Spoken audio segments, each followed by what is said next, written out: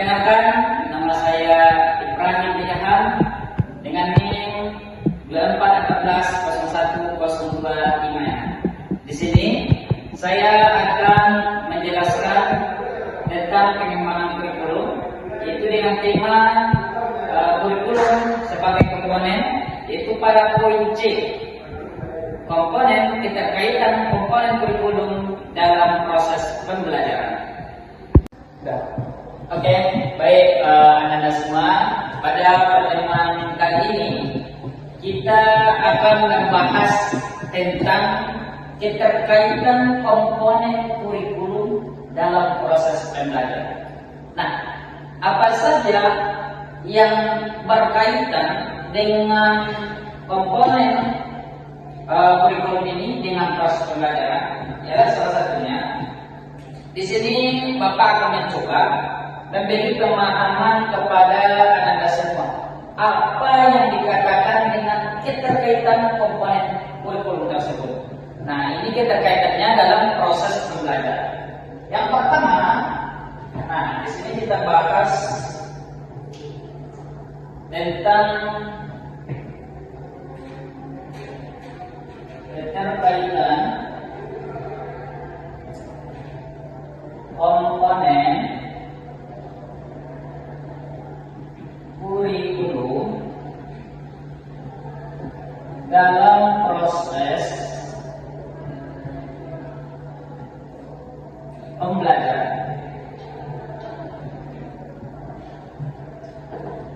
Nah, keterkaitan ini perlu kita pahami. Salah satunya ialah dalam proses evaluasi. Apa manfaat dari evaluasi ini?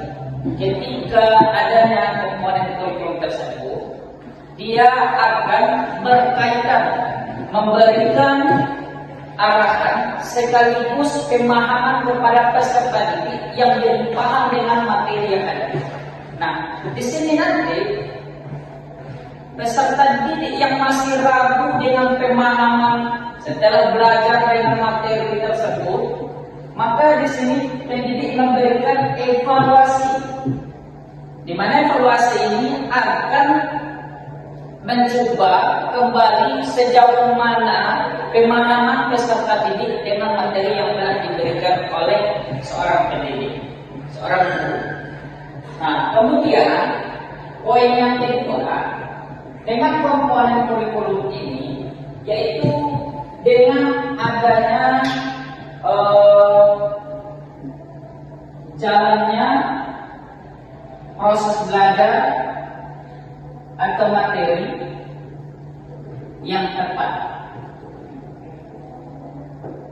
Nah, dengan adanya materi yang tepat, pendidik itu bisa memberikan alur proses belajar itu dengan pas.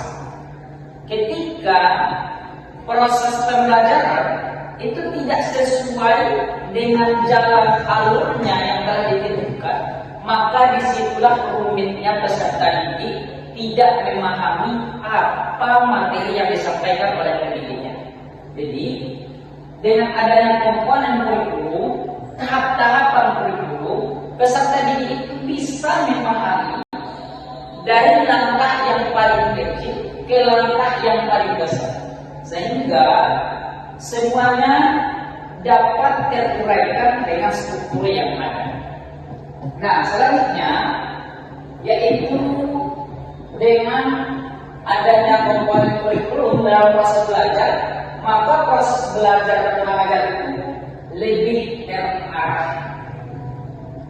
Apa maksudnya lebih terarah? Nah, ada yang tahu Anda apa yang maksud terarah di sini? Yang maksud apa? Proses belajarnya jelaskan. Iya, yaitu dengan adanya jelas jenjang materi yang diberikan oleh pendidik tersebut. Maka dengan adanya komponen kurikulum tentu sangat berkaitan sesuai tema dengan proses belajar ini. Yang terarah, yang tadi ialah Apa Nanda? Jelas proses pembelajaran. Nah, jelas jenjang materi yang diberikan oleh pendidik tersebut. Sehingga pemahaman peserta didik itu tidak melenceng dan dapat dipahami semuanya. Maka untuk itu dari materi 3 poin ini bisa kita pahami betapa pentingnya ada komponen kurikulum itu untuk keterkaitan dengan proses pembelajaran. Jadi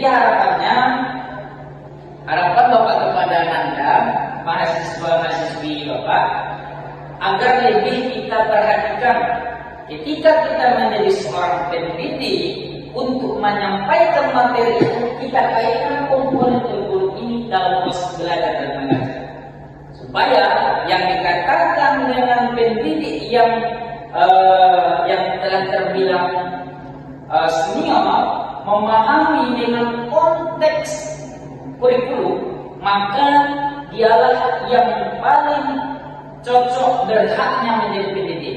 Dia mengetahui alur apa yang mau diberikan kepada peserta didiknya. Jadi kami selaku dosen sangat berharap kepada mahasiswa-mahasiswi Bapak, di mana di masa yang akan datang ini yang akan menjadi penerus dari guru-guru pendidikan yang ada di Indonesia ini. Nah, jadi kawan-kawan itu maunya tidak keliru lagi dengan apa yang Bapak terangkan ini, pemahaman yang Bapak terangkan ini dapat sama-sama kita pahami. Intinya, komponen kurikulum itu tidak jauh, tidak meleset dari keterkaitan proses belajar dan mengajar. Itu tidak bisa dipisahkan. Karena dengan adanya komponen kurikulum, pada proses pembelajaran akan lebih mudah, lebih terarah, bisa disampaikan oleh seorang pendidik. Gimana Anda? Bisa dipahami? Bisa? Apakah waktu masih mengizinkan? Masih Kak. Ada berapa menit lagi Anda? 4 menit lagi Kak. 4 menit lagi. Baik, kita tambah untuk poin berikutnya, yaitu keterkaitan dengan kurikulum dalam proses belajar itu. Poin yang berikutnya perlu kita perhatikan yaitu adalah tentang materi. Materi yang Bapak bilang di sini bukan uang, tetapi pemahaman pembelajaran yang diberikan kepada peserta didik. Ini Anda terkadang dibilang materi pikirannya plus terus. Tidak, materi itu ialah poin-poin yang akan disampaikan kepada peserta didik dalam proses belajar dan mengajar. Nah, dengan adanya komponen kurikulum, adanya materi ini, maka bisa terrealisasikan proses belajar tersebut. Dengan adanya materi komponen kurikulum, ada kaitannya besar dalam proses belajar. Coba bayangkan, ketika ada proses belajar mengajar, tetapi tidak ada materi, guru itu hanya pendidik itu hanya datang ke situ, dia mungkin melawak dia, atau mungkin bisa jadi tidur sebagai seorang pendidik. Banyak di kalangan sekolah yang seperti itu. Maka itu adalah ketika kelak jadi guru itu mencontohkan yang buruk kepada peserta didiknya. Ya, ada pertanyaan?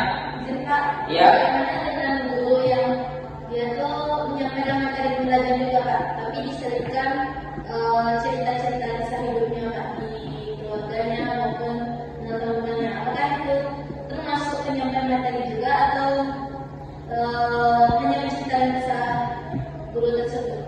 Oke, bagus Ananda. Oke, tolong plus 50. Jadi Ananda, saudari Nida Melia bertanya, bagaimana seorang pendidik, dia mengajar tapi dia selipkan di materi itu tentang kisah hidupnya, tentang kisah-kisah keluarga. Nah, itulah profesionalnya seorang guru anak. Ketika seorang pendidik itu memahami peserta didiknya, dia mengetahui emosional peserta didiknya itu, maka disitulah dia bisa memasuki peserta didik. Sebenarnya yang menceritakan itu bukan untuk hanya untuk mengpublikasikan saja, tapi di situ mungkin dia itu menyimpan motivasi untuk anak sendiri. Nah, ketika pendidik itu dia memberikan risetnya seperti motivasi dia karena dia belajar kuliah di Bandung. Nah, diberikan kepada kita kuliah di Padang, beliau kuliah di Bandung. Nah, di sini itu beliau itu memberi motivasi kepada kita nanti supaya untuk menuntut ilmu itu tidak daerah-daerah kita saja, coba pergi keluar. Dan ketika seorang pendidik itu membicarakan keluarganya, itu adalah untuk hal yang dicontoh. Kan kebanyakan pendidik itu menceritakan tentang kisah-kisah yang baik dalam keluarganya. Apa ada dia umbar aib-aib keluarganya? Tidak, tentu tidak. Sedangkan Allah aja menjaga aib kita, masa kita mengumbar aib kita di depan orang?